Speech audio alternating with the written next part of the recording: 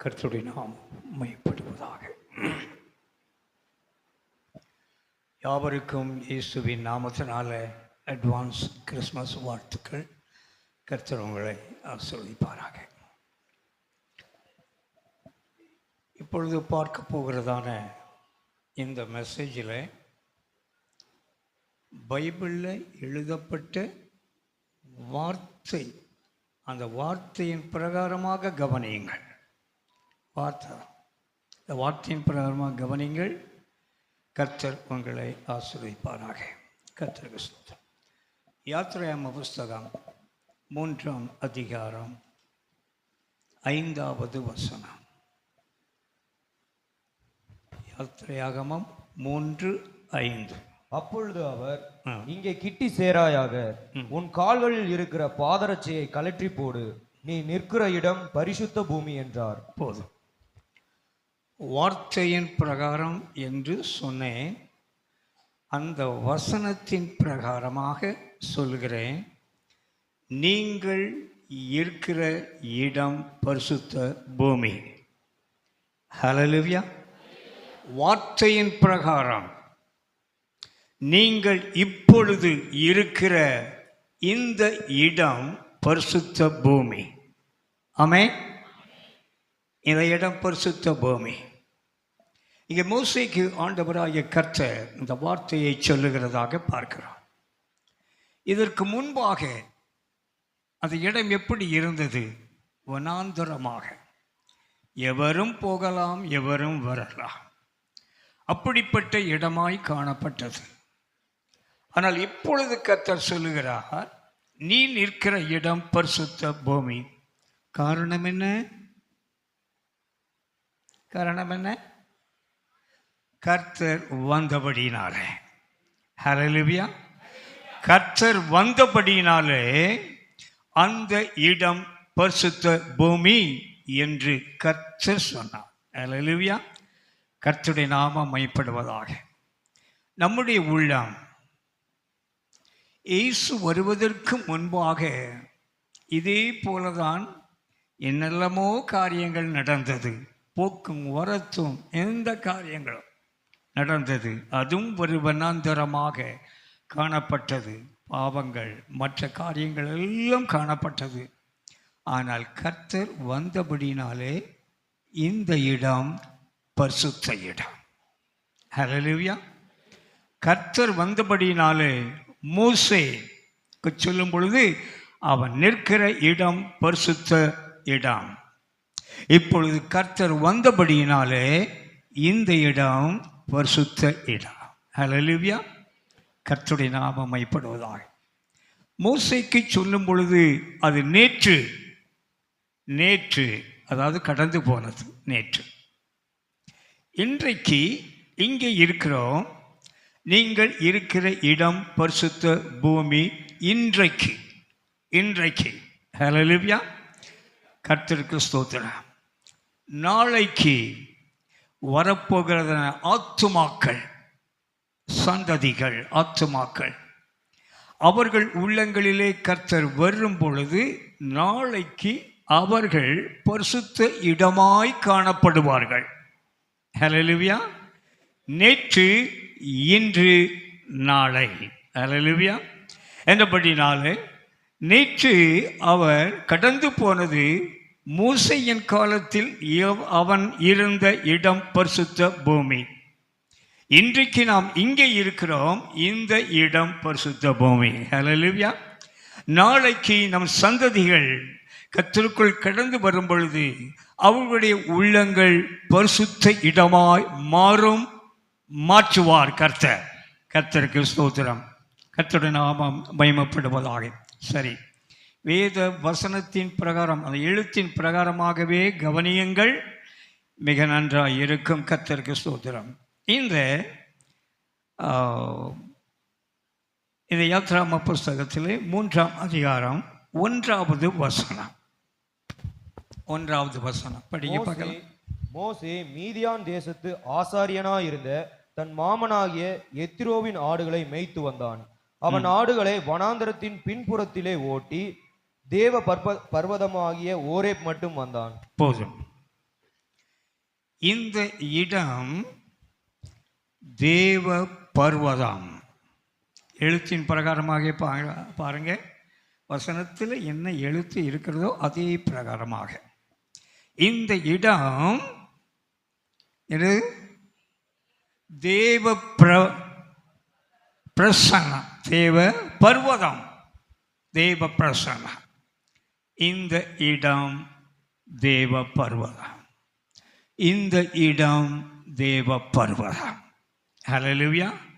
நேற்று மோசே இருந்த இடம், கடந்து வந்ததான இடம் பரிசுத்த பர்வதம்.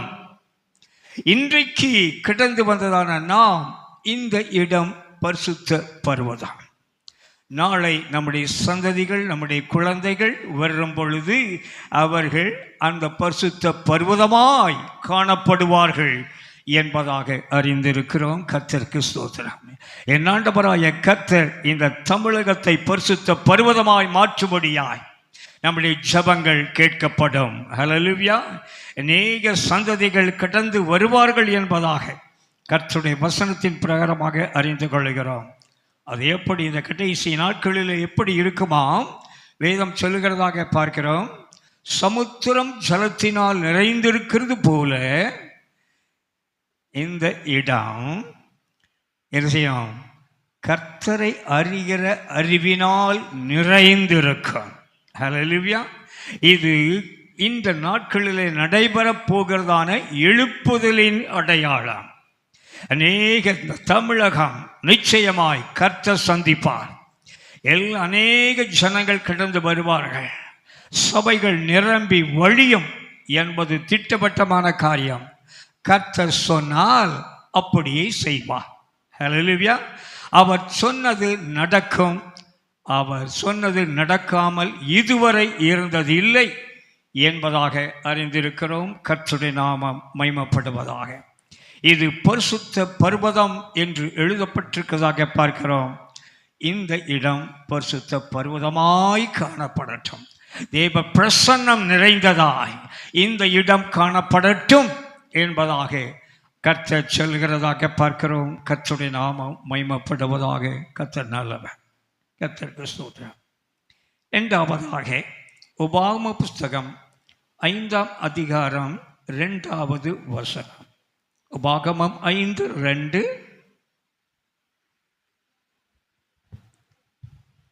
படிங்க பார்க்கலாம். நம்முடைய தேவனாகிய கர்த்தர் ஓரேபிலே நம்மோடே உடன்படிக்கை பண்ணினார். அந்த உடன்படிக்கையை கர்த்தர் நம்முடைய பிதாக்களுடன் பண்ணாமல் போதும். ஓரேப் பரிசுத்த பர்வதம். இதே ஓரேப்பிலே வேதம் சொல்கிறது அங்கே உடன்படிக்கை பண்ணினார் என்று எழுதப்பட்டிருக்கிறதாக பார்க்கிறோம். கர்த்தருக்கு ஸ்தோத்திரம். இந்த பரிசுத்த பர்வதம் சபை. ஹல்லேலூயா. இந்த பரிசுத்த பர்வதம் உடன்படிக்கை பண்ணப்படுகிற இடம். ஆமென். உடன்படிக்கை பண்ணப்படுகிற இடம். உடன்படிக்கை நிமித்தமாகத்தான் நாம் விசுவாசிகளாய் இருக்கிறோம். ஞானஸ்நானம் பண்ணப்படும் பொழுது அது உடன்படிக்கை. அது நல் மனசாட்சியின் உடன்படிக்கை என்று எழுதப்பட்டிருக்கிறது. இந்த உடன்படிக்கை நிமித்தமாகத்தான் ஞானஸ்நானம் எடுத்த பின்பாக கர்த்தருடைய பிள்ளைகள் சபையின் அங்கமாய் காணப்படுகிறார்கள். கர்த்தருக்கு ஸ்தோத்திரம். என்பதினாலே இது உடன்படிக்கை பண்ணப்படுகிற இடம். ஹல்லேலூயா. நமக்கும் தேவனுக்கும் உள்ளதான உடன்படிக்கை. கர்த்தருடைய நாமம் மகிமைப்படுவதாக. உடன்படிக்கையை பார்க்கும் பொழுது ஒரு 3 உடன்படிக்கைகளை உங்களுக்கு சொல்லுகிறேன். கர்த்தர் நாமம் மகிமைப்படட்டும். முதலாவது உள்ளதான ஒரு உடன்படிக்கை, நாட்டுக்கு நாடு உடன்படிக்கை பண்ணிக்கொள்கிறார்கள். அப்படித்தானே? நாட்டுக்கு நாடு உடன்படிக்கை பண்ணிக்கொள்கிறார்கள். அந்த உடன்படிக்கை அந்த ஆட்சி இருக்கும் வரைதான். அந்த உடன்படிக்கை அந்த ஆட்சி இருக்கும் வரை 5 வருஷம். கர்த்தருக்கு ஸ்தோத்திரம். இரண்டாவதாக ஒரு சகோதரனும் ஒரு சகோதரியும் திருமணத்தில் இணைக்கப்படும் பொழுது அவர்களுக்குள்ளாய் ஒரு உடன்படிக்கை பண்ணப்படுகிறது. ஹல்லேலூயா. அந்த உடன்படிக்கை அவர்களுடைய மரண பரியந்தம். ஆமென். அவருடைய மரண பரியந்தம். அதில் ஒருவர் இறந்து விட்டால் அந்த உடன்படிக்கையிலிருந்து அவர்கள் விலைக்குள்ளவர்கள் வேறு திருமணம் பண்ணிக்கொள்ளலாம். என்றபடினால் அந்த உடன்படிக்கை மரண பரியந்தம். கர்த்தருக்கு ஸ்தோத்திரம். பின்பாக தேவனுக்கும் நமக்கும் ரட்சிக்கப்படுகிற கர்த்தருடைய பிள்ளைகளுக்கும் ஒரு உடன்படிக்கை பண்ணப்படுகிறது. அந்த உடன்படிக்கையின் காலம் மரணத்தை தாண்டி. ஹல்லேலூயா. மரணத்தை தாண்டி அந்த உடன்படிக்கைக்கு ஒரு பேர் இருக்கிறது, நித்திய உடன்படிக்கை. ஆமென். நித்திய உடன்படிக்கை. அப்படியானால் காலமில்லை. அது உடன்படிக்கை நித்தியமாய் காணப்படும், இங்கே இருந்தாலும் அங்கே இருந்தாலும். ஹல்லேலூயா. தேவனோடு பண்ணின அந்த உடன்படிக்கை ஆண்டவரோடு பண்ணும் பொழுது கர்த்தருக்குள் கடந்து வரும் பொழுது அவர் நம் தேவன், நாம் அவருடைய பிள்ளைகள். கர்த்தருக்கு ஸ்தோத்திரம். இங்கேயும் நாம் அவருடைய பிள்ளைகள், அங்கேயும் நாம் அவருடைய பிள்ளைகள். உடன்படிக்கை மாற்றப்படுவதில்லை. உடன்படிக்கை நித்திய உடன்படிக்கை என்று வேதம் சொல்லுகிறதாக பார்க்கிறோம். கர்த்தருக்கு ஸ்தோத்திரம். கர்த்தருடைய நாமம் மகிமைப்படுவதாக. சரி, இந்த உடன்படிக்கை அந்நாட்களிலே, பழைய ஏற்பாட்டு காலங்களிலே ஒரு பெட்டியிலே அடைக்கப்பட்டு இருந்தது. உடன்படிக்கை பெட்டி என்று நாம் வாசித்திருக்கிறோம். உடன்படிக்கை பெட்டி அங்கே காணப்பட்டது. இந்த உடன்படிக்கை பெட்டி தேவ பிரசன்னத்துக்கு சமம். அல்லேலூயா. கர்த்தருடைய பிரசன்னம் கடந்து போகிறது என்பதற்கு அடையாளமாக அந்த உடன்படிக்கை பெட்டி. யோர்தான் பிரவாகித்து வரும் பொழுது அந்த உடன்படிக்கை பெட்டி முதலாவது கடந்து போக வேண்டும். அல்லேலூயா. ஆசாரியர்கள் அந்த உடன்படிக்கை பெட்டியை சுமந்து கொண்டு போக வேண்டும். இந்த உடன்படிக்கை பெட்டி அங்கே ஆசாரியர்கள் கால் வைத்த உடனே அங்கே என்ன செய்யலாம், அந்த நதி 2ஆக பிரிந்தது என்று வேதத்திலே வாசிக்கிறோம். கர்த்தருக்கு ஸ்தோத்திரம். உடன்படிக்கை பெட்டி இப்பொழுது, அந்த உடன்படிக்கை எங்கே? அந்த உடன்படிக்கை இங்கே. ஹல்லேலூயா. அந்த உடன்படிக்கை எங்கே இருக்கிறது? இங்கே இருக்கிறது அந்த உடன்படிக்கை. இன்னும் ஒரு அங்கே அந்த உடன்படிக்கை பெட்டி இப்பொழுது இல்லை. இப்பொழுது உள்ள உடன்படிக்கை கர்த்தருடைய பிள்ளைகளோடு சபையோடு வைத்திருக்கிறார். சபையோடு உள்ளதான உடன்படிக்கை என்பதாக அறிந்திருக்கிறோம். அப்படியானால் யோர்தான் பிரவாகித்து வருகிறதான பிரச்சனைகளாய் இருந்தாலும் நாம் கடந்து போகும் பொழுது வழி திறக்கப்படும். அல்லேலூயா. இந்த உடன்படிக்கை நமக்குள், நாமும் கர்த்தருக்கும் இல்ல உடன்படிக்கை ஜீவனுள்ள உடன்படிக்கை போல நமக்குள்ளாய் நிலைத்து நிற்கிறது. நாம் கடந்து போகிறதான வேளையில் பிரச்சனைகள் கடந்து போகும் என்பதாக அறிந்திருக்கிறோம். கர்த்தருக்கு ஸ்தோத்திரம். கர்த்தர் நாமம் மகிமைப்படுவதாக. இந்த உடன்படிக்கை பெட்டி தாகோன் கோயிலிலே வைக்கப்பட்ட பொழுது சிலைகள் குப்பர விழுந்து உடைந்து போனது என்பதாக அறிந்திருக்கிறோம்.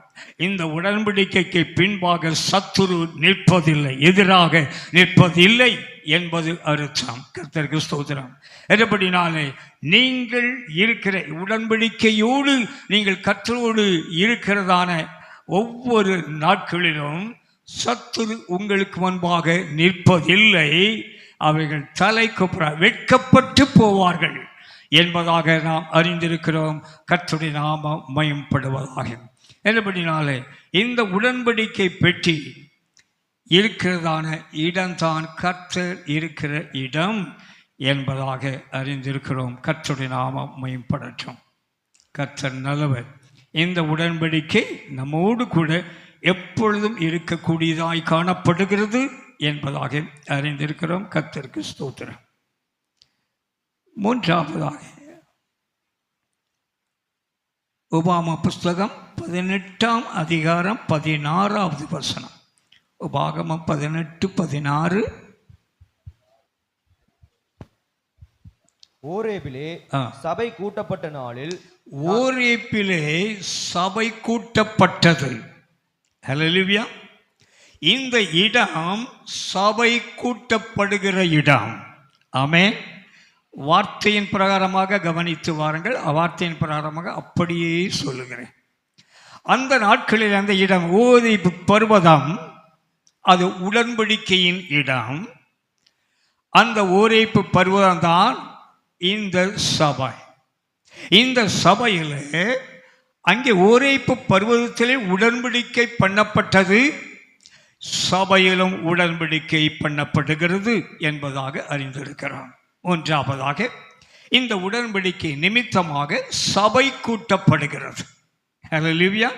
என்படினாலே இந்த சபை கட்டப்படுகிற இடம் என்பதாக வேதம் எழுத்தின் பிரகாரமாக வேதம் சொல்லுகிறதாக பார்க்கிறோம். கர்த்தருக்கு ஸ்தோத்திரம். என்படினாலே இது சபை கூட்டப்படுகிறதான இடம் என்பதாக அறிந்திருக்கிறோம். கர்த்தருடைய நாமம் மகிமைப்படுவதாக.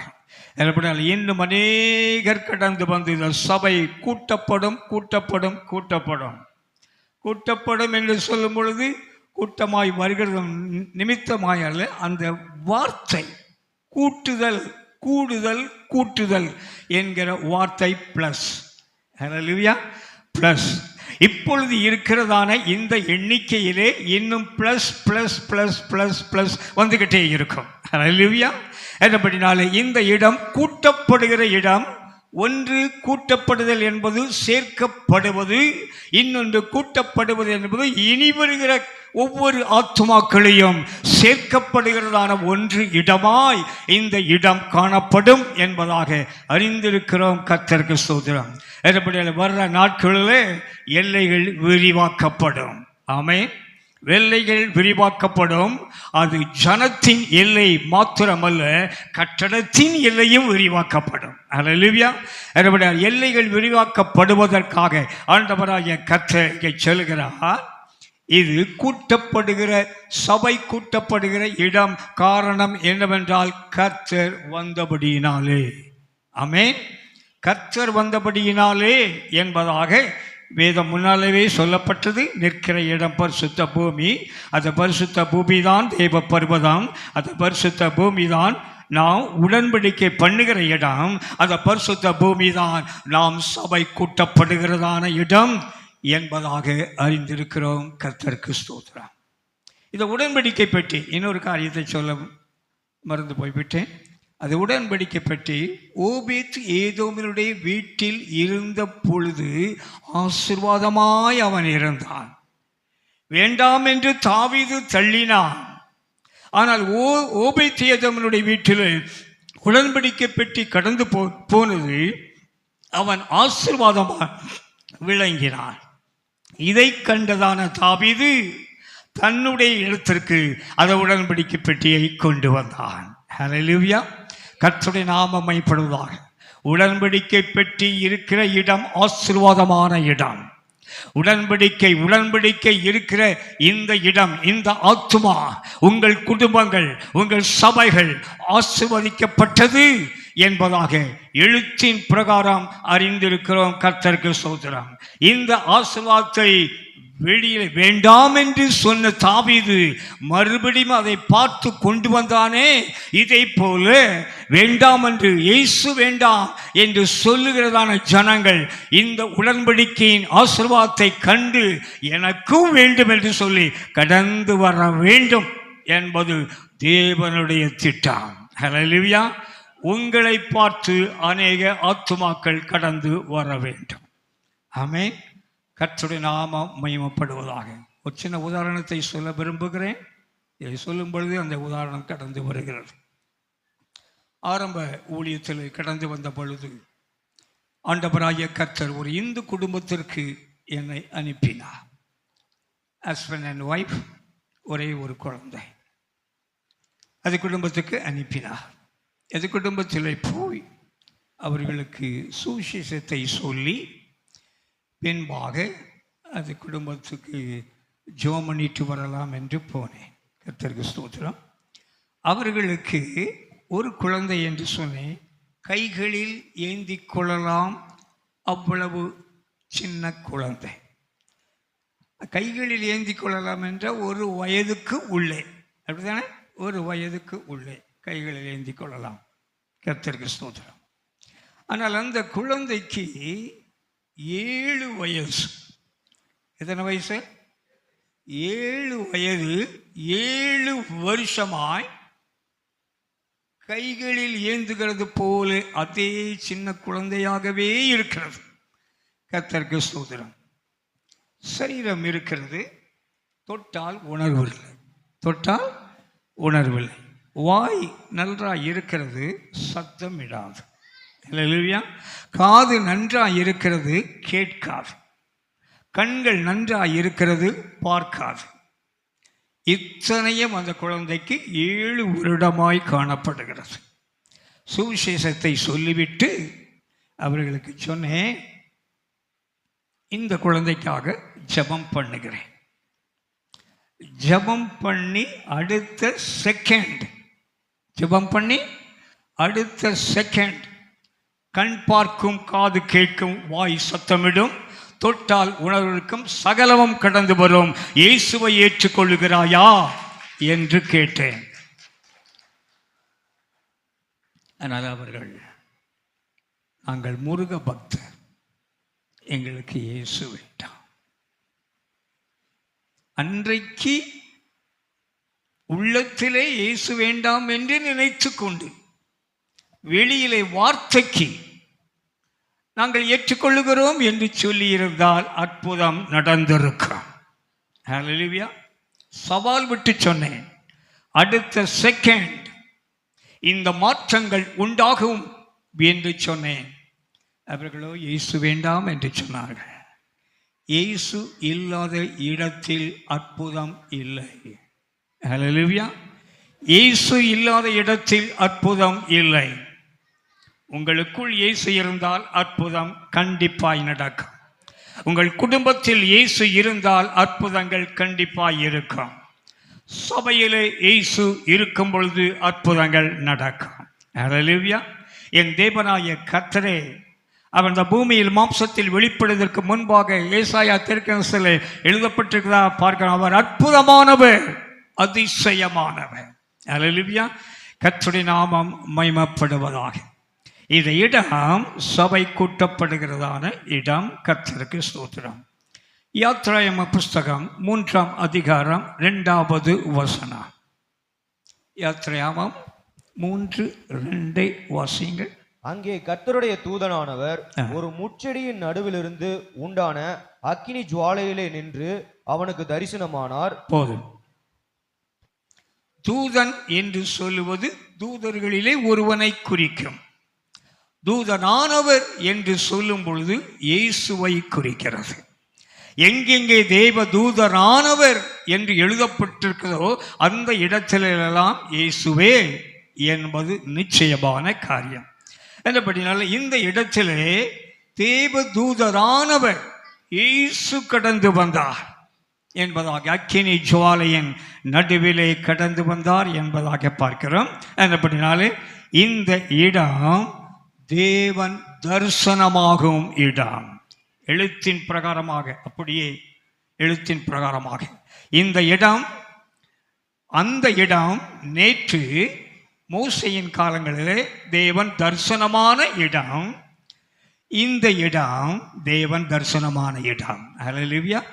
இந்த இடம் உங்கள் உள்ளங்கள், உங்கள் ஆத்துமா தரிசனமான, தேவன் தரிசனமாகி இருக்கிறார்.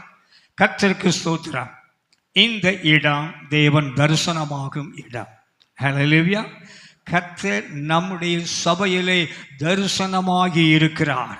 ஒவ்வொரு ஆராதனையிலும் ஆண்டவருடைய தரிசனம் நமக்குள் இருக்கிறது என்பதை அறிந்து கொள்ளுங்கள். கர்த்தருக்கு ஸ்தோத்திரம். சரி, இந்த தரிசனம் எதற்காக என்பதை நாம் அறிந்து கொள்ள வேண்டும். ஹல்லேலூயா.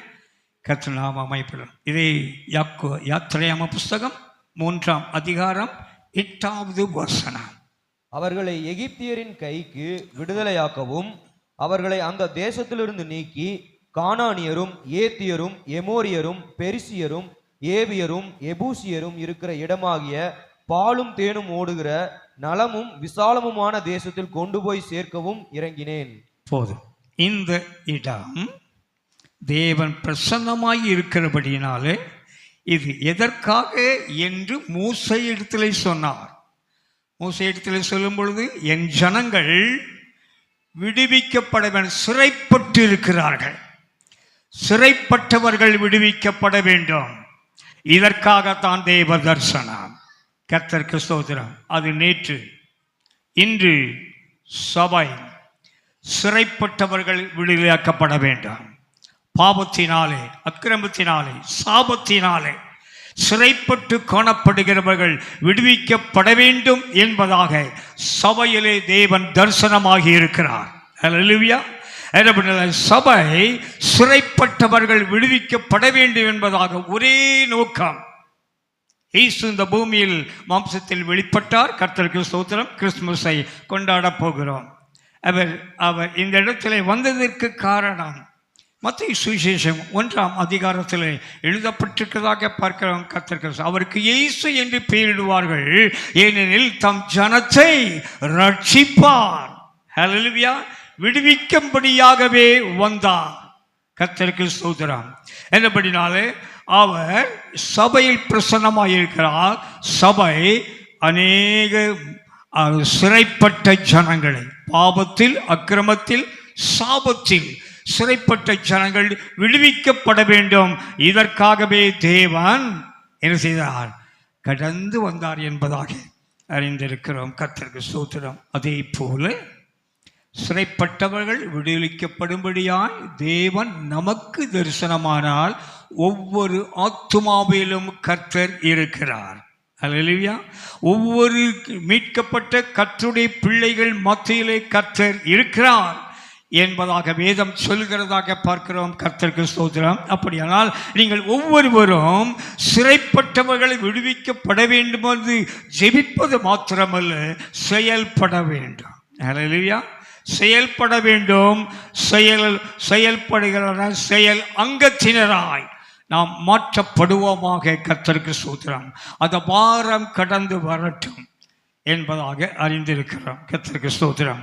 சரி, ஏன் சிறைப்பட்டு இருக்கிறார்கள்? அவர்களை ஆளுகிறவன் மாம்சமான மனிதன். பார்வோன் யாரு? மாம்சமான மனிதன். இந்த மாம்சமான மனிதன் சிறைப்பட்டு வைத்திருக்கிறபடினாலே அங்கே கர்த்தருடைய பிள்ளைகள் இஸ்ரவேலர் உபத்திரவங்களை அனுபவிக்கிறார்கள். கர்த்தருக்கு ஸ்தோத்திரம். அதுபடினாலே ஒரு வித்தியாசமான ஒரு அனுபவத்தை கர்த்தர் கொண்டு வரும்படிக்காகவே இது மோசையை அங்கே அனுப்புகிறதாக பார்க்கிறோம். கர்த்தருக்கு ஸ்தோத்திரம். உள்ளே எகிப்துக்குள்ளே மாம்சமானவன் ஆளுகை செய்கிறான். எகிப்துக்கு வெளியிலே கொண்டு வந்த பின்பாக கர்த்தர் ஆளுகை செய்வார். ஹல்லேலூயா. மாம்சீகம் இருக்கும் வரை மாம்சீகம் ஆளுகை செய்யும். இந்த மாம்சீகம் ஆளுகை செய்தால் என்ன நடக்கும்? வேதத்திலே வாசிக்கிறான் வேளையிலே ரோமர் புஸ்தகத்தில் எழுதப்பட்டிருக்கிறதாக பார்க்கிறோம். கர்த்தருக்கு ஸ்தோத்திரம். இந்த மாம்சம் தேவனுக்கு விரோதமான பகை. அது தேவனுடைய பிரமாணங்களை கேட்க விடாது. சரி, கேட்டு பார்க்கலாமே என்று சொன்னால் அதையும் விடாது. அதை என்ன செய்யாது? ஒப்பு கொடுக்க விடாது. இன்னைக்கு அநேகரை ஒப்பு கொடுக்க விடாதபடிக்குத்தான் பிடித்து வைத்திருக்கிறது மாம்சீகம். இந்த மாம்சீகம் அழிக்கப்பட வேண்டும். அப்படினாலே இந்த மாம்சீகம் இருக்கும் வரை சிறையிருப்பு. இந்த மாம்சீகத்துக்கு வெளியிலே கடந்து வந்தால் கர்த்தர் மோசையோடு கர்த்தர் காத்திருக்கிறார். மோசே அந்த ஜனங்களை வழிநடத்தும்படிக்காக. கர்த்தருக்கு ஸ்தோத்திரம். அந்த வழிநடத்தல் வேதம் சொல்கிறதாக பார்க்கிறோம். உங்களுக்கு முன்பாக மேக ஸ்தம்பம் கடந்து போகும். உங்களுக்கு முன்பாக அக்கினி ஸ்தம்பம் கடந்து போகும். இரவும் பகலும் காக்கிறவராகவும் வழி நடத்துகிறவராகவும் போஷிக்கிறவராகவும் காணப்படுவார். ஹல்லேலூயா. ஆண்டவராய கர்த்தர் வழி நடத்தினால் வனாந்திரத்திலே விதைப்பும் இல்லை, அறுப்பும் இல்லை, ஆனால் சாப்பிடுவீர்கள். ஹல்லேலூயா. 3 வேளையும் சாப்பிடுவீர்கள். எதை கேட்கிறீர்களோ அது கிடைக்கும் என்று இந்த மாதத்தின் வாக்குத்தத்தம். அப்படிதானே? இது மாத்திரனுடைய வாக்குத்தத்தம் என்ன? நீங்கள் கேட்கிறது கிடைக்கும். ஹல்லேலூயா. இந்த மாதத்தில் கர்த்தர் மறுபடி சொல்லுகிறார், நீங்கள் கேட்பது கிடைக்கும். ஹல்லேலூயா. மாம்சம் வேண்டும் என்று கேட்டார்கள், அநேக கோடைகளை அனுப்பினார் என்பதாக பார்க்கிறோம். நாளைக்கு என்று வைக்காதிருங்கள், நாளைக்கு புதியது. ஹல்லேலூயா. இன்றைக்கு நான் சபை நடத்தி கொண்டிருக்கும் பொழுது ஒரு வார்த்தையை சொன்னேன். அந்த வார்த்தை என்னவென்றால், இன்றைக்கு கேட்கிற பிரசங்கத்தை நீங்கள் அடுத்த வாரம் வருகிற நாட்களிலே கேட்க மாட்டீர்கள் என்று சொன்னேன். அப்பொழுது ஜனங்கள் என்ன சொன்னார்கள், இவர் டிரான்ஸ்ஃபர் ஆகி மாறி போவாரோ என்று அவர்கள் நினைத்தார்கள். நான் அந்த அர்த்தத்தில் சொல்லவில்லை. நான் சொன்னதான் அர்த்தம், இன்று கொடுக்கிற இந்த புதிய கர்த்தருடைய வார்த்தை அடுத்த வாரத்தில் இருப்பது இல்லை, அடுத்த வாரத்தில் புதிய வார்த்தை. ஆமென். அதே போல நம்முடைய சபையிலே ஒவ்வொரு வாரமும் புதிய வார்த்தைகள், புதிய அப்பங்கள், புதிய மன்னாக்கள், புதிய ஆசீர்வாதம், புதிய அனுபவங்கள் சகலமும் கடந்து வரும். ஹல்லேலூயா. அப்படினாலே புதியவைகள் என்று சொல்லும் பொழுது ஸ்டெப் பை ஸ்டெப்பாய் நாம் கடந்து போகிற அனுபவங்கள் என்பதை அறிந்து கொள்ளுங்கள். இந்த காரியத்தில் இப்பொழுது இருக்கிறீர்களோ, நீங்கள் ஸ்தம்பித்து இராதபடிக்கு குறிப்பிட்ட எல்லை வரைக்கும் கடந்து போக வேண்டும். ஹல்லேலூயா. குறிப்பிட்ட எல்லை வரைக்கும் கடந்து போக வேண்டும்.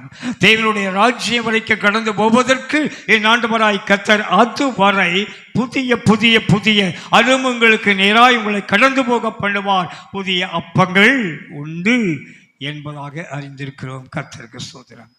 என்னப்படினால்தான் மறுபடி சபைக்கு கடந்து வருகிறோம். கர்த்தருடைய நாமம் மகிமைப்படுவதாக. கர்த்தர் நல்லவர். கர்த்தருக்கு ஸ்தோத்திரம். மனித ஆளுகை, மாம்சீகம் ஆளுகை செய்யுமானால் தேவ திட்டங்கள் நிறைவேற்றப்படுவது இல்லை. கர்த்தருக்கு ஸ்தோத்திரம். நம்முடைய மாம்சீகம் நம்மை ஆளுகை செய்யாதபடிக்கு, நம்முடைய மாம்சீகம் ரோமர் புஸ்தகத்தில் வாசிக்கிறது வேளை இங்கே சொல்லப்பட்டிருக்கிறதாக பார்க்கிறோம். மாம்சீகம் அழிக்கப்பட வேண்டும். மாம்சீகம் அழிக்கப்பட்டால் ஆவிக்கேற்ற விதத்திலே பிழைப்பீர்கள். ரோமர் 8ஆம் அதிகாரத்தில் எழுதப்பட்டிருக்கு. மாம்சத்தின் கிரியைகளை அழித்தால் ஆவிக்கேற்றபடி பிழைப்பீர்கள் என்று வேதம் சொல்லுகிறது. எதப்படினாலே மாம்சீகம் அழிக்கப்படட்டும். மாம்சீகம் அழிக்கப்பட்டால் தேவ வார்த்தையை நிறைவேற்றுவீர்கள், கீழ்ப்படுவீர்கள், செயல்படுவீர்கள். இதுதான் அதனுடைய அர்த்தம். அதுபடினாலே மாம்சீக கிரிகள் அழிக்கப்படட்டும் நம்மில். அதுபடினாலே தேவனுடைய வார்த்தை வரும் பொழுது அவைகளை கேட்டு அவைகளபடி செய்வோமாக. கர்த்தருடைய நாமம் மகிமைப்படுவதாக. நம்முடைய ஆவிக்குரிய ஜீவியத்தில் நமக்கு ரோல் மாடல் இந்த வேத புஸ்தகத்தில் எழுதியிருக்கிற எந்த பரிசுத்தவானும் இல்லை. ஹல்லேலூயா. இந்த வேத புஸ்தகத்தில் எழுதியிருக்கிற எந்த பரிசுத்தவானும் நமக்கு ரோல் மாடல் இல்லை. காரணம், எந்த மனிதனும் நானே ரோல் மாடல் என்று சொல்லிக்கொண்டு நானே வழி என்று சொல்லவில்லை. யார் நானே வழி என்று சொன்னாரே? அவர்தான் ரோல் மாடல். மனிதன் இன்றைக்கு பரிசுத்தமாக இருக்கலாம், நாளைக்கு தவறலாம். ஆனால் என் தேவனாய கர்த்தர் ஒருபோதும் தவற மாட்டார். ஹல்லேலூயா. அவர்தான் எல்லாவற்றிற்கும் பரிசுத்த மாடல் என்பதை அறிந்திருக்கலாம். இந்த பரிசுத்த மாடலாக இருக்கிறபடியினாலே தான் 1 பேதுரு புஸ்தகம் 2ஆம் அதிகாரம் 21வது வசனத்தை வாசிக்கிறதான வேளை, இதற்காக அழைக்கப்பட்டு இருக்கிறீர்கள், ஏனெனில் கிறிஸ்து உங்களுக்காக பாடுபட்டு தன்னுடைய அடிச்சுவடுகளை, ரோல் மாடல் அடிச்சுவடுகளை தொடர்ந்து வரும்படி மாதிரியை பின்வைத்து போனார் என்று எழுதப்பட்டிருக்கிறதாக பார்க்கிறோம். அதுபடியால் எல்லாவற்றிற்கும் பரிசுத்தத்திற்காக, கீழ்ப்படிதலுக்காக, தாழ்மைக்காய் ஆண்டவராகிய கர்த்தரே ரோல் மாடல். ஹல்லேலூயா. பிலிப்பியர் 2ஆம் அதிகாரத்தில் எழுதப்பட்டிருக்கிறதாக பார்க்கிறோம். சிலுவையின் மரண பரியந்தம் கீழ்ப்படிந்தார், தம்மை தாமே தாழ்த்தினார், அடிமையாக்கினார். மனுஷ சாயலானார் என்று எழுதப்பட்டிருக்கிறதாக பார்க்கிறோம். கர்த்தருக்கு ஸ்தோத்திரம். என் தேவனாய கர்த்தர் கற்றுக் கொடுத்ததான அடிச்சுவடுகள். நானே வழி என்று சொன்னார். எங்கே வழி? நானே வழி என்று சொல்லிவிட்டு அது வழியை எங்களுக்கு காட்டும் ஆண்டவர். அதே வசனத்தில் அடுத்து சொல்கிறார், அந்த வழி சத்தியமே. ஹல்லேலூயா. அந்த வழி சத்தியமே. என் அடிச்சுவடுகள் இதில் இருக்கிறது. ஆமென். இதில் இருக்கிறது. எழுத்துக்களாய் இருக்கிறது. எழுத்துக்கள் தெய்வ வார்த்தை ஜீவன் உள்ளதாய் இருக்கிறது. ஹல்லேலூயா. எழுத்துக்களாய் இருக்கிறது. எழுத்துக்கள் ஜீவன் உள்ளதாய் இருக்கிறது. அந்த ஜீவன் உங்களுக்குள்ளாய் இருக்கிறது. ஆமென். அந்த ஜீவன் உங்களுக்குள்ளாய் இருக்கிறது. என்னபடினாலே எங்கே வழி என்று கேட்கிறாயா? அதுதான் சத்தியம், அதுதான் என் வார்த்தை என்று சொல்லுகிறதாக பார்க்கிறோம். கர்த்தருடைய நாமம் மகிமைப்படுவதாக. கர்த்தருக்கு ஸ்தோத்திரம். என் ஆண்டவராகிய கர்த்தர் சொல்லுகிறதான வேளையிலே மாம்சிகம் ஆளுகை செய்யாதபடிக்கு கர்த்தர் தரிசனமாகி அவர்களை வெளியிலே கொண்டு வந்தார். தரிசனம் எதற்காக? அடிமைப்பட்டவர்கள் விடுவிக்கப்பட வேண்டும். மாம்சத்துக்குட்பட்டவர்கள் மாம்சத்திற்கு வெளியிலே கடந்த தேவ ஆளுகைக்கு, தேவ வழிநடத்தலுக்கு அவர்கள் கடந்து வர வேண்டும் என்பதாக அறிந்திருக்கிறோம். கர்த்தருக்கு ஸ்தோத்திரம். பின்பாக வேதம் சொல்கிறது, முச்செடியின் நடுவிலிருந்து கர்த்தர் பேசினார். நீ நிற்கிற இடம் பரிசுத்த பூமி. நிற்கிற இடத்தில் கர்த்தர் பேசினார். எழுத்தின் பிரகாரம் நீங்கள் இருக்கிற இடம் பரிசுத்த பூமி. நீங்கள் இருக்கிற இடத்திலே கர்த்தர் பேசுகிறார். ஆமென். கர்த்தர் பேசுகிறார். இந்த இடம் பரிசுத்த பூமி நேற்று, இந்த இடம் பரிசுத்த பூமி இன்று. நேற்று கர்த்தர் மோசையோடு பேசுகிறார். இன்று கர்த்தர் உங்களோடு பேசுகிறார். ஹல்லேலூயா. என்னபடினாலே இது கர்த்தர் பேசும் இடம். ஆமென். எழுத்தின் பிரகாரம் இது கர்த்தர் பேசும் இடம். கர்த்தருடைய வார்த்தையை கேட்கும்படியாய், ஆராதிக்கிறது மாத்திரமல்ல, தெய்வ சத்தத்தை கேட்கும்படியாய் நாம் கடந்து வந்திருக்கிறோம். இந்த இடம் கர்த்தர் பேசும் இடம். ஹல்லேலூயா. நீங்கள் அநேகருக்கு சொல்லுங்கள், நீங்கள் வாருங்கள், நீங்கள் வாருங்கள், உங்களுக்கு விடுதலை இருக்கும். கர்த்தர் பேசுவார் என்று சொல்லுங்கள். ஹல்லேலூயா. கர்த்தர் பேசுவார். ஒரு வார்த்தையை உதாரணமாக சொல்லுகிறேன். கர்த்தர் நாமம் மேம்படுவார்.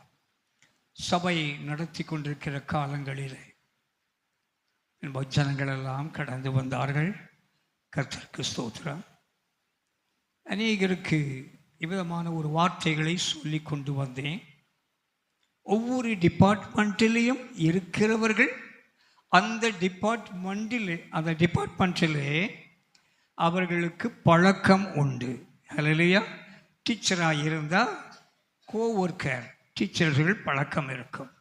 அப்படியே வேறு ஆஃபீஸில், கம்பெனியில், அங்கே ரயில்வேயில், போஸ்ட் ஆஃபீஸில், எங்கெங்கே வேலை செய்கிறார்களோ அங்கெங்கே உள்ள ஜனங்கள் பழக்கம் இருக்கும். அதன்படினாலே நீங்கள் அவர்களுக்கு சுவிசேஷத்தை சொல்லி கொண்டு வருவதற்கு ஏதுவாக இருக்கும். கர்த்தருக்கு ஸ்தோத்திரம். டாக்டர்ஸுகளோடு பழக்கம் இருக்கும், வரலாம் என்று சொல்லி இவ்விதமாக சொல்லிக்கொண்டே வருகிறேன். சொல்லிக்கொண்டு வந்து கர்த்தருக்கு நன்மையானதை கொடுங்கள், பழையவைகள் கொடுக்க வேண்டாம். கர்த்தருக்கு பழையவைகளை கொடுக்க வேண்டாம், புதிதானவைகளை, நன்மையானவைகளை கர்த்தருக்கு கொடுங்கள் என்று சொல்லிக்கொண்டே இருக்கிறேன். இப்படி சொல்லிக்கொண்டு இருக்கும் பொழுது என்னுடைய சபையில் 7 டாக்டர்ஸுகள் இருந்தார்கள். அதில் ஒரு டாக்டர், ஹஸ்பண்ட் அண்ட் ஒய்ஃப், 2 பேருமே டாக்டர்ஸ். அவர்கள் காரிலே வந்து கொண்டிருக்கிறார்கள். அவர்கள் காரில் வந்து கொண்டிருக்கும் பொழுது அவர்கள் ஒருவரோடு பேசி கொண்டிருக்கிறார்கள். வழியிலே ஒருவரோடு பேசி கொண்டார்கள். சபைக்கு நாம் ஏதாவது செய்ய வேண்டும், ஏதாவது கொடுக்க வேண்டும் என்று சொன்னார்கள். அப்பொழுது டாக்டர் சொல்கிறார், அதுதான் ஒரு பெஞ்சு கொடுத்துருக்கோமே, ஒரு நீளமான ஒரு பெஞ்சு கொடுத்துருக்குறோமே அப்படின்னு டாக்டர் சொல்லுகிறார். அந்த டாக்டர் அம்மா சொல்லுகிறாங்க, அது பழசு. அது என்ன செய்யுது? பழசு. நம்ம புதிதாக ஏதாவது கொடுக்கலாம் என்று அவர்கள் சொல்லிக்கிறார்கள். ஒருவரோடு ஒருவர் பேசிக்கொண்டு வருகிறார்கள். அவர்கள் சபைக்குள்ளாய் நுழைகிறார்கள். நுழைந்து வந்து இந்த பக்கம் ஆண்கள் பக்கம் அவர் உட்கார்கிறார், பெண்கள் பக்கம் இவர் உட்கார்கிறார். நான் சொன்னேன், தேவனுக்கு பழையவைகளை கொடுக்க வேண்டுமென்று எண்ணாதிருங்கள், புதிதை கர்த்தருக்கு கொடுங்கள். இந்த வார்த்தையை சொன்னவுடனே அவர்களை பார்க்கிறார்கள், அவர்கள் இவர்களை பார்க்கிறார்கள். இது வழியிலே பேசிக்கொண்டு வந்தோமே, பாஸ்டர் இப்படி சொல்லுகிறாரே, எப்படி? அதான் கர்த்தர் பேசுகிறார். ஹல்லேலூயா. கர்த்தர் பேசினார், நமக்கு நன்மையாக காணப்படும் என்பதாக அறிந்திருக்கிறோம். கர்த்தருக்கு ஸ்தோத்திரம். அருமையான கர்த்தருடைய பிள்ளைகளே, இப்படி ஒவ்வொரு டிபார்ட்மெண்ட்டிலையும் ஒவ்வொருவர் நீங்கள் பழக்கம் இருக்கும், நீங்கள் அவர்களை ஆதாயப்படுத்தி கொண்டு வரலாம் என்று சொல்லி ஒரு நிமிடம் அமைதலாய் இருந்தேன். தூரத்தில் கடைசியில் ஏதோ சகோதரிகள் பேசி கொண்டிருக்கிறார்கள். அவர்கள் என்ன பேசினார்கள் என்றால், வீட்டில் இருக்கிறவர்கள் என்ன செய்ய வேண்டும்? பாஸ்டர் சொல்லலையே, டிபார்ட்மெண்ட்டாக சொல்லிட்டாரு. வீட்டில் இருக்கிறவர்கள் என்ன செய்ய வேண்டும்? அங்கே தூரத்தில். ஆனால் என்ன பேசினார்கள் எனக்கு தெரியாது. 2 பேருக்கும் சூசுன்னு பேசுகிறார். ஒரு நிமிடம் அமைதலாக இருந்துவிட்டு, வீட்டில் இருக்கிறவர்கள் பக்கத்து வீட்டில் இருக்கிறவர்களை கொண்டு வர வேண்டும் என்று சொன்னேன். ஆச்சரியப்பட்டு நம் மனசில் நாம் நினைக்கிறோம், கர்த்தர் பேசுகிறார். ஹல்லேலூயா. என் ஆண்டவராய் கர்த்தர் ஜீவனுள்ளவர், பேசுகிறவர். அவன் நம்மோடு கூட பேசுகிறவர். நான் ஊழியத்திற்கு வந்தது, என்னுடைய சகோதரர்கள் எல்லோரும் ஊழியத்திற்கு அவர்கள் தானாய் வந்து விட்டார்கள். என் தகப்பனார் அவர்களுக்கு தாயும் அவர்களை ஊழியத்திற்கு என்று ஒப்பு கொடுத்தார்கள். ஆனால் நானோ ஊழியத்திற்கு வர முடியவில்லை. காரணம் என்னவென்றால், நான் இப்போ பேசிக்கொண்டிருக்கிற நான் அந்த நாட்களில் என்னுடைய படிப்பின் காலம் வரைக்கும் திக்குவாயாய் காணப்பட்டேன். என் பேரை கூட சொல்ல முடியாது. பூம்பேன், பாவம் வராது, தீயும் வராது. அப்படி ஒன்றுமே நான் அமைதலாய் இருந்தேன். அமைதலாய் இருப்பது சகோதரி கூட தெரியும் என்று நினைக்கிறேன். யார்கிட்டையும் பேசுவது இல்லை. எனக்கு ஃப்ரெண்ட்ஸுகள் அதிகமாய் காணப்படுவது இல்லை. ஸ்கூலில் டீச்சர்ஸுகள் என்னிடத்தில் கேள்வி கேட்க மாட்டார்கள், என்னால் சொல்ல முடியாது. அப்படி இருந்தேன். அப்படினாலே நான் ஊழியத்துக்கு தகுதியற்றவன் என்று என் குடும்பம் எண்ணிக்கொண்டது. ஆனால் ஊழியத்துக்கு தகுதி அற்றவன் என்று அவர் எண்ணவில்லை. ஹல்லேலூயா. மெட்ராஸ் பகுதியிலே சென்ட்ரல் ஸ்டேஷன் பக்கமாக ஒரு கம்பெனியிலே அக்கவுண்ட் செக்ஷனிலே வேலை பார்த்து கொண்டிருந்தேன். என்னுடைய தகப்பனார் அவர் போதகராக இருக்கிறபடினாலே எங்களுக்குள்ளதான நல்ல பழக்கம் வேதத்தை வாசிப்பது, ஜெபிப்பது. இது தவிர பொழுதுபோக்கு வேறு ஒன்றுமே கிடையாது. அங்கே போகிறது, இங்கே போகிறது, சினிமா பார்க்குறது, ஆட்களோட ஃப்ரெண்ட்ஸோட சுற்றுறது. வேதம் வாசிப்பதும் ஜெபிப்பதுமே. எவ்விதமாக வேதத்தை வாசித்து ஜெபித்து கொண்டிருந்தேன். ஒரு நாள் ஆஃபீஸிலே தங்கிவிட்டேன். அப்பொழுது ஒரு ஈவினிங்கில் கர்த்தர் பேசினார். என் ஊழியத்திற்கு வா மகனே என்று கர்த்தர் பேசினார். சத்தத்தை கேட்டேன். சத்தம் இல்லாமல் நான் எப்படி உணர முடியும்? சத்தத்தை கேட்டேன். கர்த்தருடைய சத்தம் எனக்கு கடந்து வந்தது. நான் கர்த்தரிடத்தில் பேசுகிறேன். ஆபிரகாமோடு கர்த்தர் பேசினார், மோசையோடு கர்த்தர் பேசினார். ஊமை செய்யலையா? இல்லை. சத்தம், தேவ வார்த்தை கடந்து வந்தது. அந்த சத்தத்தை அப்படியே அந்த சத்தத்தை கேட்டேன். அவன்கிட்ட சொல்லுகிறேன், ஆண்டவர்கிட்ட சொல்லுகிறேன், ஆண்டவரே, ஊழியத்திற்கு வந்தால் பிரசங்கம் பண்ண வேண்டும், பாட்டு பாட வேண்டும், அநேருக்கு சுவிசேஷம் சொல்ல வேண்டும். என் பேரை கூட சொல்ல முடியாதே. என் தாயினிடத்தில் கூட நான் பேசினதில்லை. சாப்பாடு வேண்டுமல்லன்னு கேட்டால் ஆமான்னு தலையாட்டுவேன், வேண்டான்னா வேண்டான்னு தலையாட்டுவேன். அதுதான் ஊமப்பயலேன் என்று எங்கள் அம்மா என்னை சொல்லுவார்கள். அப்படிப்பட்டு இருந்தேன். கர்த்தர் அழைத்தார். என்ன செய்ய வேண்டும் என்று தெரியவில்லை. ஆண்டவருக்கு ஒப்பு கொடுத்து விட்டேன். ரிசைன் லெட்டர் ஒன்றை எழுதி காலையில் ஆஃபீஸில் வந்த உடனே கொடுத்துட்டு வீட்டுக்கு போயிடலாம் அப்படின்னு சொல்லிட்டு வந்தேன். கர்த்தருக்கு ஸ்தோத்திரம். அப்படியாய் வந்த பின்பா அப்படி எழுதி வைத்து விட்டு ஆண்டவருக்கு ஒப்பு கொடுத்தேன். ஒப்பு கொடுத்த அடுத்த செகண்ட் இப்பொழுது பேசுகிற மாதிரி பேசிவிட்டேன். ஹல்லேலூயா. எனக்கே ஆச்சரியமாய் இருந்தது, என் குடும்பத்திற்கு ஆச்சரியமாய் காணப்பட்டது. கர்த்தருக்கு ஸ்தோத்திரம். தமிழிலே பேச முடியாமல் இருந்தவன், தமிழ் மீடியத்தில் தான் படித்தேன். ஆங்கிலம் எனக்கு தெரியாது, அதிகமாக ஆங்கிலம் பேச தெரியாது. கர்த்தருக்கு ஸ்தோத்திரம். ஆனால் பெங்களூர் பைபிள் காலேஜில் படிக்க வேண்டும் என்று சொல்லி எனக்கு ஒரு விருப்பம் இருந்தது. எழுதி போட்டேன். அப்ளிகேஷன் வந்தது, ஃபில்லப் பண்ணி அனுப்பினேன். காலேஜ் துவங்கினதான நாட்கள் முதற்கொண்டு இன்று வரைக்கும் என் வாழ்க்கையிலே நடந்த சம்பவம் காலேஜில் இல்லை. காரணம் என்ன? நான் படிக்கிற காலங்களிலே 77 என்று நினைக்கிறேன், 73 SIBC 74 காலேஜுக்கு போனேன் என்று நினைக்கிறேன். கர்த்தருக்கு ஸ்தோத்திரம். கர்த்தருக்கு ஸ்தோத்திரம். 300 ரூபாய் அப்பொழுது கட்ட வேண்டும், இப்பொழுது 3 லட்சம் கட்ட வேண்டும். ஹல்லேலூயா. 300 ரூபாய் கட்ட வேண்டும். அப்பா திருவண்ணாமலையிலே பாஸ்டராக இருக்கிறார்கள். வருமானம் கிடையாது. 15 நாள் சாப்பிடுவோம், 15 நாள் சாப்பாடே இருக்காது. தண்ணியை குடித்து விட்டு ஸ்கூலுக்கு போவோம் சின்ன பிள்ளை. அப்படி இருந்தது. கர்த்தருக்கு ஸ்தோத்திரம். அப்படினால இந்த 300 ரூபாய் எனக்கு கட்ட முடியாது என்று சொல்லி எழுதிவிட்டேன். அங்கே இருந்து பதில் வந்தது, 200 ரூபாய் கட்டுங்கள். 200 ரூபாயும் கட்ட முடியாது என்று சொல்லி எழுதிவிட்டேன். அப்புறம் பதில் வந்தது, 100 ரூபாய் கட்டுங்கள். 100 ரூபாயும் கட்ட முடியாது என்று சொல்லி எழுதிவிட்டேன். அப்படி உள்ள சூழ்நிலை தான். கர்த்தருக்கு ஸ்தோத்திரம். 50 ரூபாய் கட்டுங்கள் என்று வந்தது.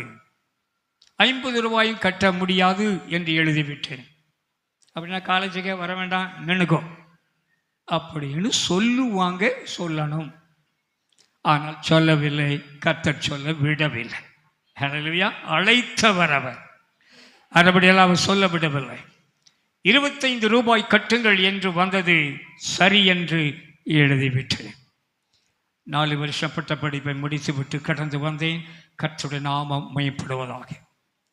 அதில் ஆண்டவரிடத்தில் ஒரு நிபந்தனையை வைத்தேன். ஆண்டவரே, தமிழிலே பேச முடியாத நான், ஆங்கிலம் ஒன்றும் தெரியாது. SIBC கேம்பஸுக்குள்ளாய் கால் எடுத்து வைத்தவுடனே அவர்கள் பல கேள்விகளை கேட்பார்கள். எப்படி இந்த ஊழியத்திற்கு வந்தாய்?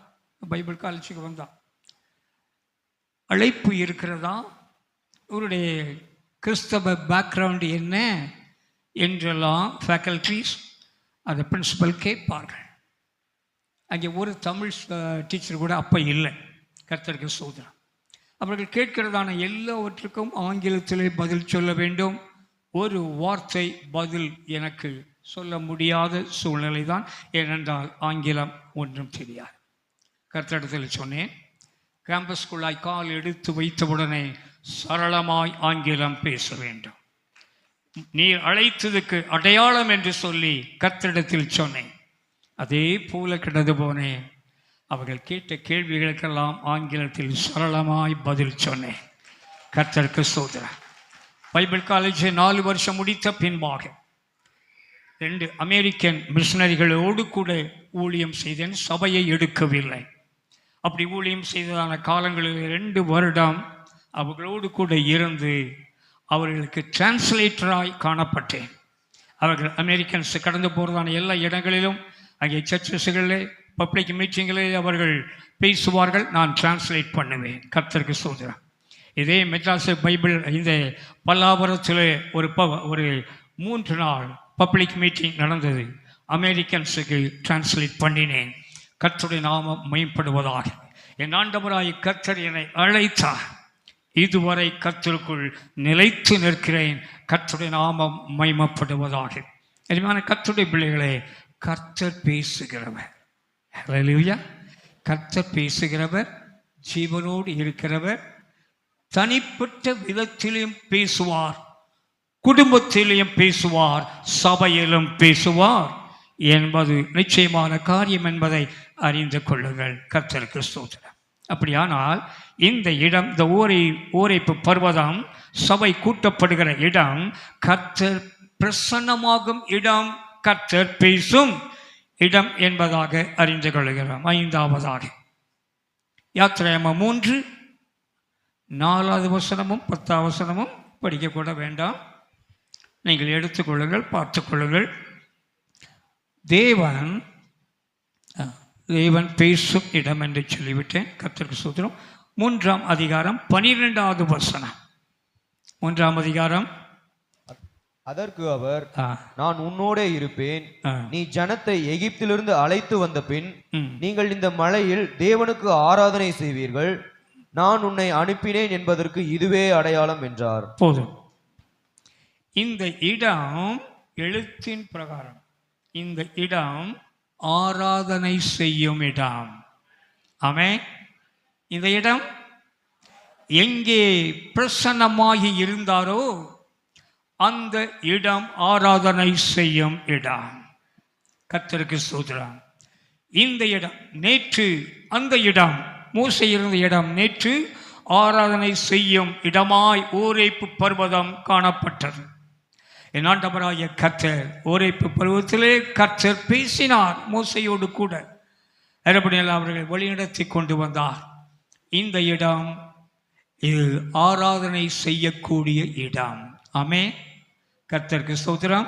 இன்று இந்த இடம், நாளை இந்த இடம் ஆராதனை செய்யக்கூடிய இடம். நம்முடைய உள்ளம் ஆராதனை செய்யட்டும், நம்முடைய ஜீவன் ஆராதனை செய்யட்டும். இந்த இடம் ஆராதனை செய்யக்கூடிய இடம் என்று சொல்லி வேதம் சொல்கிறதாக பார்க்கிறோம். கர்த்தருக்கு ஸ்தோத்திரம். கர்த்தருடைய நாமம் மகிமைப்படுவதாக. அடுத்தபடியாக வேதம் சொல்கிறதாக பார்க்கிறோம். அதே யாத்திராகமம் 3:12 வாசித்தோம். இந்த இடம் அடையாளம் காட்டப்பட வேண்டும். ஆமென். இந்த இடம் அடையாளம் காட்டப்பட வேண்டும். அடையாளம் காட்டப்படுகிறதான சில இடங்கள் உண்டு. ஒருவர் ஒரு இடத்தை தேடி வருகிறார், எங்கே இருக்கிறது என்று தெரியவில்லை. இந்த இடம் எங்கே இருக்கிறது என்று ஒருவரிடத்தில் விசாரிக்கிறார். அவர் சொல்லுகிறார், இந்த இடமா அந்த ஸ்கூல் பக்கத்தில் இருக்குது. அடையாளம் என்னது? ஸ்கூல் பக்கத்தில் இருக்கிறது. இந்த இடமா அந்த ஜிஹெச் பக்கத்தில் இருக்குது. இப்படி அடையாளங்கள். ஆனால் வேதம் சொல்கிறது, இந்த இடம் அடையாளம் காட்டப்பட வேண்டும். அநேக ஜனங்களுக்கு இந்த இடமா அந்த தேவ சபை இருக்கிறதே, இந்திய தேவ சபை, அது பக்கத்தில் இருக்கிறது. இந்த இடம் அடையாளம் காட்டப்பட வேண்டும். கர்த்தருக்கு ஸ்தோத்திரம். ஆமென். அடுத்து இந்த இடம் அடையாளம் காட்டப்பட வேண்டும். நீங்கள் அடையாளமாக இருக்க வேண்டும். நீங்கள் தான் கர்த்தருக்குள் வந்த பின்பாக இந்த இடம் அடையாளமாக இருக்கட்டும். கர்த்தருடைய அடையாளம் என்று சொல்லும் பொழுது இன்னொரு வார்த்தையை சொல்கிறேன், சாட்சியாக இருக்கட்டும். இந்த இடம் சாட்சியாய் இருக்கட்டும். இந்த இடம் சாட்சியாய் காணப்பட வேண்டும். ஹல்லேலூயா. இந்த இடம் அடையாளம் காணப்பட வேண்டும். யாருக்கு? தெரியாதவர்களுக்கு. ஆமென். தெரியாதவர்கள் கடந்து வரும்படியாய் இந்த இடம் அடையாளமாய் இருக்க வேண்டும் என்பதாக பார்க்கிறோம். இந்த இடம் ஆராதனை செய்யப்படுகிற இடம். இந்த இடம் அடையாளம் காட்டப்பட வேண்டும் என்று ஆண்டவராகிய கர்த்தர் சொல்லுகிறதாக பார்க்கிறோம். கர்த்தருக்கு ஸ்தோத்திரம். கர்த்தருடைய நாமம் மகிமைப்படுவதாக. இது தேவ ஆலயம் என்பதற்கு ஆண்டவராய் கர்த்தர் ஒரு 1 கொரிந்தியர் 3ஆம் அதிகாரம் 16வது வசனத்திலே ஆராதனை செய்யக்கூடிய இடம் என்று சொல்லப்பட்டிருக்கிறதாக பார்க்கிறோம். கர்த்தருக்கு ஸ்தோத்திரம். சரி, 2 கொரிந்தியர், அடையாளம் என்பது என்ன? எது அடையாளமாய் காணப்பட மாறும் என்பது 2 கொரிந்தியர் 5ஆம் அதிகாரம் 17வது வசனம். 2 கொரிந்தியர் 5:17. பழையவைகள் ஒளிந்து போயின. இப்படி இருக்க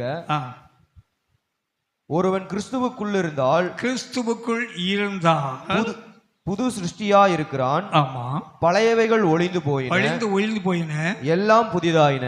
இந்த இடம் அடையாளம் காட்டப்பட வேண்டும். பழையவைகள் ஒளிந்து போயிற்று. ஹல்லேலூயா. பழையவைகள் ஒளிந்து போயிற்று என்று உங்களுக்குள் இந்த இடம் அடையாளம் காட்டப்பட வேண்டும். முன்புள்ள பாவங்கள் என்னிடத்தில் இல்லை. மீட்கப்பட்ட கர்த்தருடைய பிள்ளை, அபிஷேகம் பண்ணப்பட்ட கர்த்தருடைய பிள்ளை. இந்த இடத்திலே பாவங்கள் இல்லை. இந்த இடத்திலே பாவங்கள் எல்லாம் கடந்து போய்விட்டது. இந்த இடம் பரிசுத்த இடம். ஹல்லேலூயா. என்பதால் இந்த இடம் அடையாளம் காட்டப்பட வேண்டும். நீங்கள் சாட்சிகளாய் இருக்க வேண்டும். என் ஆண்டவராய கர்த்தர் சீசர்களை அனுப்புகிறதான வேளையிலே அங்கே சொன்னார், நீங்கள் உலகமெங்கும் போய் சர்வ சிருஷ்டிக்கும் சுவிசேஷத்தை அறிவியுங்கள் என்று அவர்களை அனுப்புகிறதாக பார்க்கிறார். இந்த இடம் அடையாளம் காட்டப்படும். நீங்கள் யார் என்பதற்கு அடையாளம் வேண்டும். நீங்கள் யார் என்பதற்கு அடையாளத்தை நீங்களே காட்டுங்கள். கர்த்தருடைய நாமம் மகிமைப்படுவதாக. கர்த்தருக்கு ஸ்தோத்திரம். இரண்டாவதாக ஆதியாகமம் 26, 27, 28. ஈசாக்கு துறவுகளை தோண்டி கொண்டு போனான். சத்துருக்கள் மூடி மறைத்து விட்டார்கள். அடுத்த இடம் கடைசியிலே வந்தார்கள். இன்றைக்கும் அதே வேலையை செய்ய போறீங்களா என்று கேட்டது போல கேட்டு அவர்கள் சொன்னார்கள், இனி நாங்கள் உனக்கு தொந்தரவு பண்ண மாட்டோம். ஏன் தொந்தரவு பண்ண மாட்டீங்க? நல்லவங்களா மாறிட்டீங்களா? இல்லை, கர்த்தர் உன்னோடு கூட இருக்கிறார் என்பதை நாங்கள் அறிந்து கொண்டோம். ஹல்லேலூயா. கர்த்தர் உன்னோடு கூட இருக்கிறார் என்பதை நாங்கள் அறிந்து கொண்டோம். அறியாதவர்கள் அறிந்தார்கள். அவன் கிரிகைகளினாலே மூடி போட்டுக் கொண்டே வருகிறோம். கோபப்படாதபடிக்கு அடுத்த போய்கொண்டே இருக்கிறானே, இது என்ன? ஏன் இப்படி இருக்கிறான்? என்ன மாற்றம் என்பதாக அவர்கள் கண்டு கொண்டார்கள். கர்த்தர் உன்னோடு கூட இருக்கிறார். கர்த்தர் உன்னோடு கூட இருந்தால் மாற்றங்கள் உண்டாகும். புதிதான மாற்றங்கள் உண்டாகும். பழையவைகள் போகிறதான காரியங்கள் உண்டாகும். கர்த்தருக்கு ஸ்தோத்திரம். அப்படினாலே பழையவைகள் இல்லை, எல்லாம் புதிதாயின என்று எழுதப்பட்டிருக்கிறதாக பார்க்கிறார். கர்த்தருடைய பிள்ளைகளே, புதிதான அனுபவங்கள் உடையவர்களாய் ஒவ்வொரு நாளும் வேதம் சொல்லுகிறதாக பார்க்கிறோம். ஆண்டவராய கர்த்தர் சொல்லுகிறார், ஒவ்வொரு நாளும் புதிய அனுபவங்களை புதிதாய் அவர் மாற்றிக்கொண்டு வருகிறார் என்பதாக அறிந்து கொள்ளுகிறோம். தேவநாமம் மகிமைப்படுவதாக. அடையாளங்கள் இவ்விதமாய் காட்டப்பட வேண்டும் என்று கர்த்தர் விரும்புகிறதாக வேதம் சொல்லுகிறதாக பார்க்கிறோம். மூன்றாவதாக மத்தேயு சுவிசேஷம் 26ஆம் அதிகாரம் 73வது வசனம். இயேசு சிலுவையை சுமந்து கொண்டு போகிறார். பின்பாக ஒரு கூட்டம் கடந்து போகிறது. பின்பாக கடைசியாக பேதுருவும் கடந்து வருகிறார். கொஞ்ச தூரம் போன பின்பாக ஒரு சிறு கூட்டம், ஒரு 10 பேர் இருப்பாங்க. ஒரு சிறு கூட்டம் நெருப்பு உண்டாக்கி அனல் அவர்கள் காய்ந்து கொண்டு இருக்கிறார்கள். அந்த கூட்டத்திலே இவனும் போய் உட்கார்ந்து கொண்டார். ஒரு வேலைக்காரி வருகிறாள். அவள் சொல்கிறார், இவனும் அவரோடு கூட இருந்தவன். ஹல்லேலூயா. இவனும் அவரோடு கூட இருந்தவன். அவன் சொல்லுகிறான், இல்லை இல்லை என்று சொல்லி மறுதலித்தான் என்று சொல்லுகிறது. அவள் அடையாளத்தை சொல்லுகிறாள். இவன் பேச்சு வெளிப்படுத்துகிறது. ஆமென். இவன் பேச்சு வெளிப்படுத்துகிறது, இவன் அவரோடு கூட இருந்தவன் தான் என்பதாக.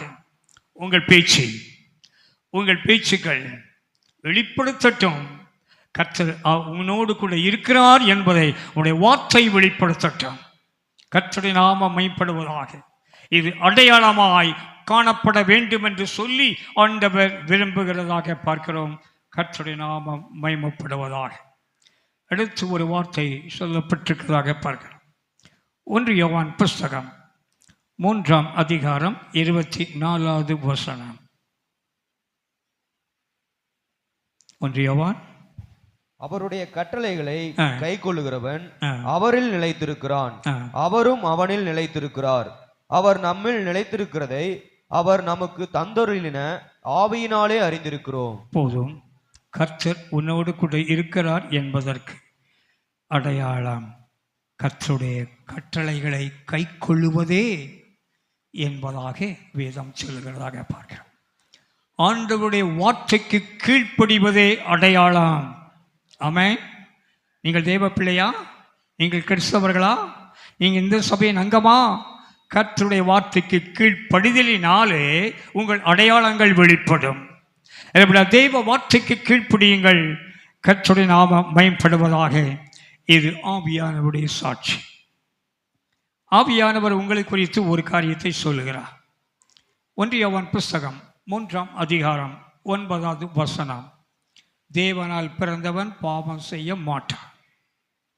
தேவனால் பிறந்தவன் பாவம் செய்ய மாட்டான் என்று உங்களை நம்பி சொல்லுகிறார். உங்களை நம்பி சொல்லுகிறார். தேவனால் பிறந்த என் பிள்ளை சபையில் இருக்குது, அவங்க பாவம் செய்ய மாட்டாங்க அப்படின்னு சொல்லுது. 2வது உள்ள ஒரு சாட்சி இதே 1 யோவான் புஸ்தகம் 5ஆம் அதிகாரம் 18வது வசனம். தேவனால் பிறந்தவன் பாவம் செய்ய மாட்டான் என்று அறிந்திருக்கிறோம். உங்கள் அறிக்கை. ஒன்று தேவனுடைய அறிக்கை, 2வது உங்களுடைய அறிக்கை. பாவம் செய்ய மாட்டான் என்று அறிந்திருக்கிறோம்.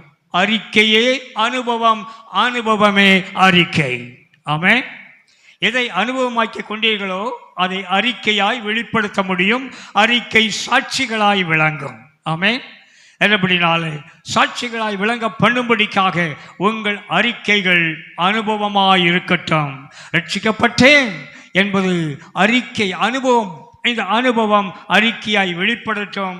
அறிக்கை வெளிப்படும் பொழுது சாட்சியாய் வெளிப்படட்டும். சாட்சிகள் அநேகரை சந்திக்கும். ஆமென். உங்கள் அனுபவ சாட்சிகள் அநேகரை சந்திக்கும் என்பதை அறிந்து கொள்ளுங்கள். கர்த்தருடைய நாமம் மகிமைப்படுவதாக. கர்த்தர் நல்லவர். வேதம் சொல்கிறதாக பார்க்கிறோம்.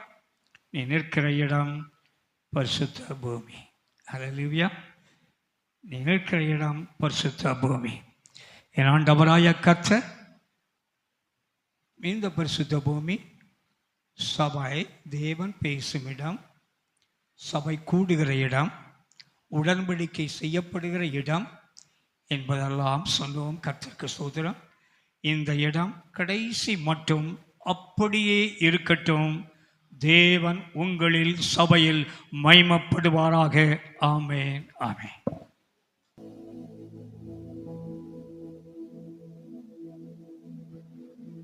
தேங்க்யூண்ணா. அப்படியே நாம் எழும்பி நின்று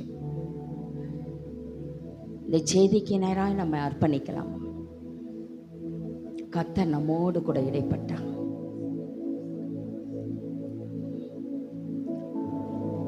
நீ நிற்கிற இடம் பரிசுத்த பூமி. அன்று மோசேக்கு, இன்று நமக்கு, நாளை நம்முடைய பிள்ளைகளுக்கு.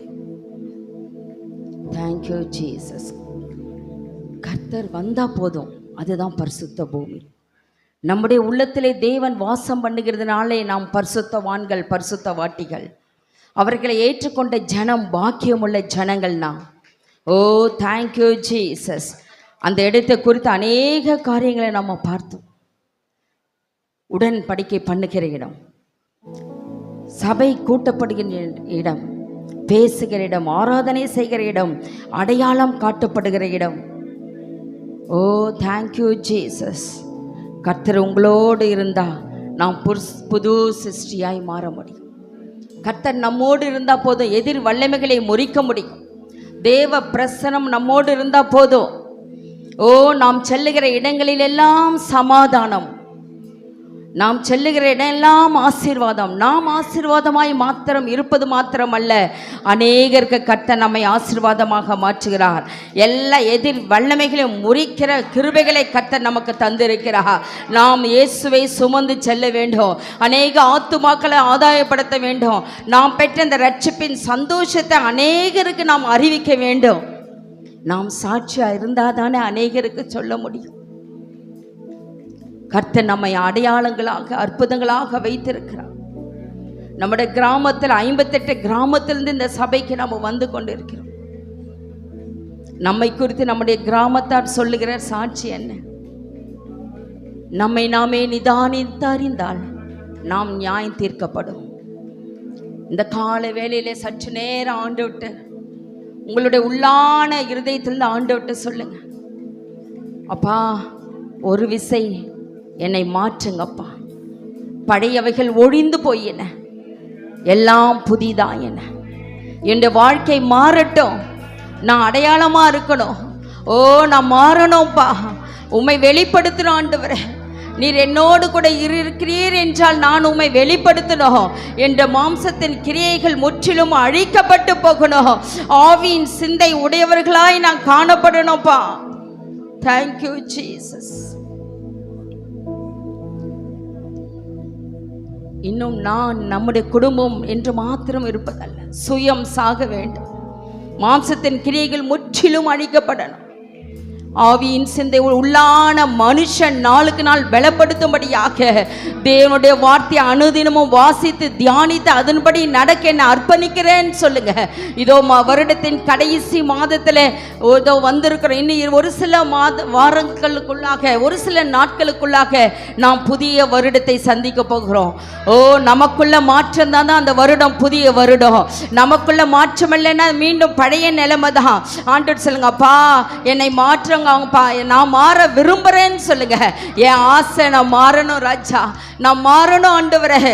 ஓ, இதுவரை இருந்ததெல்லாம் எல்லாம் ஒளிந்து போகட்டும், ஒளிந்து போகட்டும்ப்பா. ஆவிக்குரிய மந்த தன்மை முறிந்து போகட்டும் ராஜா.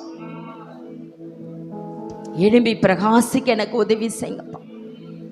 எழும்பி பிரகாசிக்க எனக்கு உதவி செய்யுங்க. கர்த்தரே ஆவியானவர். ஆவியானவர் எங்குண்டோ அங்கு விடுதலை உண்டு. ஆவியானவர் எங்குண்டோ அங்கு விடுதலை உண்டு. ஓ, கர்த்தருடைய அபிஷேகம் எல்லா நுகங்களையும் முறிக்கும், எல்லா நுகங்களையும் முறிக்கும். அவருடைய அபிஷேகத்தை பெற்றுக்கொள்ளுங்க. ஆண்டவரே என்னை நிரப்புங்க. ஓ, எனக்குள்ள நீர் வாசம் பண்ணுகிறீர். நான் எழும்பட்டும். Thank you Jesus. நான் எழும்பணும்ப்பா, எழும்பி பிரகாசிக்கணும். Thank you Jesus. நட்சத்திரங்களாக எழும்பும். ஓ, நிலவு போல, சூரிய பிரகாசம் போல. ஓ, என்னை எழுப்புங்க ஆண்டவரே, நான் பிரகாசிக்கட்டும் சொல்லுங்க. ஓ, கர்த்தருடைய மகிமை உன்மேல் உதித்தது. ஓ, தேங்க்யூ ஜீசஸ். ஹalleluya. ரீபாபா ரபா ஷபலபரபா. ஆவியானவர் இறங்கிக் கொண்டிருக்கிறார். பரிசுத்த ஆவியானவர் இறங்கிக் கொண்டிருக்கிறார். ஒவ்வொருவரையும் நிரப்பும்படியாக, எல்லா சோர்வுகளையும் மாற்றும்படியாக. ஓ, ஹalleluya. வல்லமை இறங்கட்டும், ஒவ்வொருவரையும் புதுப்பிக்கட்டும், ஒவ்வொருவரையும் புதுப்பிக்கட்டும். Thank you Jesus. ஒவ்வொருவரையும் புதுப்பிக்கட்டும் அப்பா.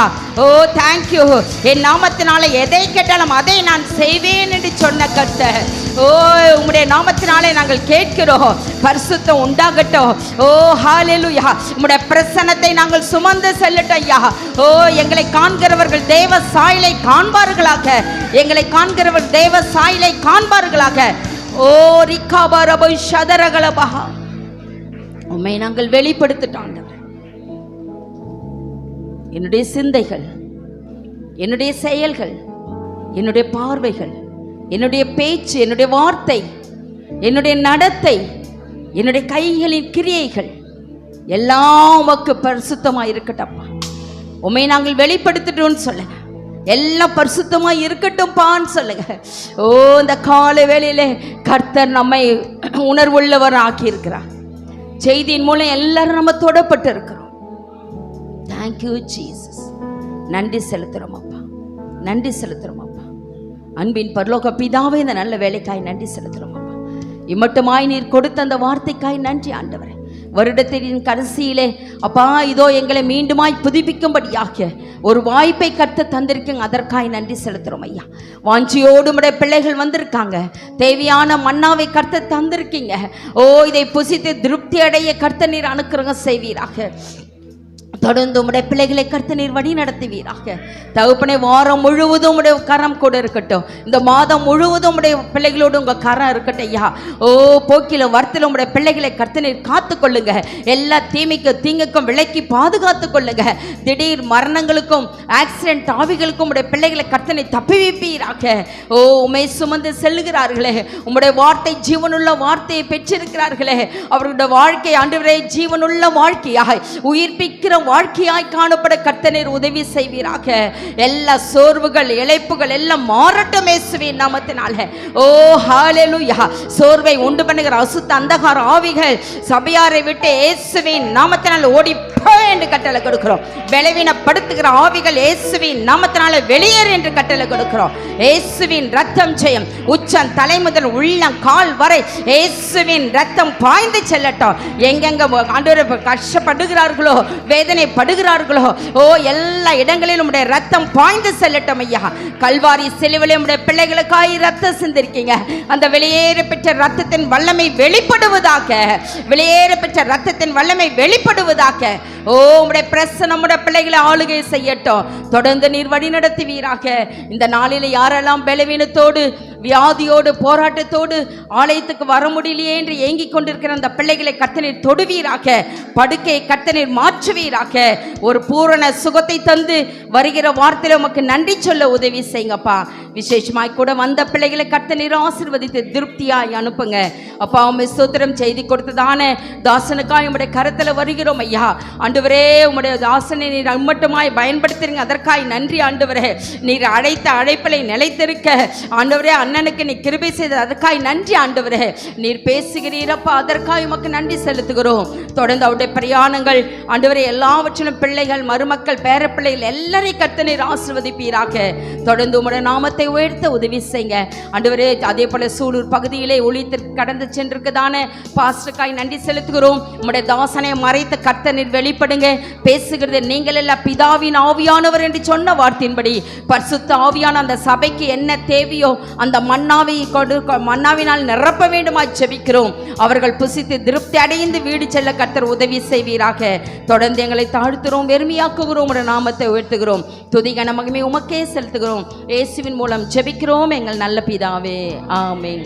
என் ஆத்துமாவே கர்த்தரை ஸ்தோத்திரி, என் முழு உள்ளமே பரிசுத்த நாமத்தை ஸ்தோத்திரி. என் ஆத்துமாவே கர்த்தரை ஸ்தோத்திரி, கர்த்தர் செய்த சகல உபகாரங்களை மறவாதே. ஆமென், ஆமென். நமதிற்கு தான போதகர் முன்பாக கடந்து வந்து ஆசீர்வாதம் கோடி முடிப்பார்.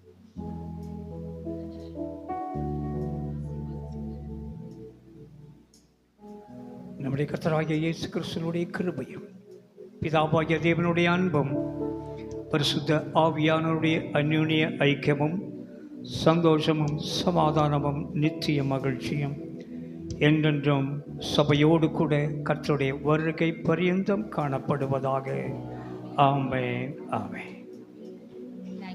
ஹல்லேலூயா, ஹல்லேலூயா, ஹல்லேலூயா. God bless you. கர்த்தர் உங்களை ஆசீர்வதிப்பாராக.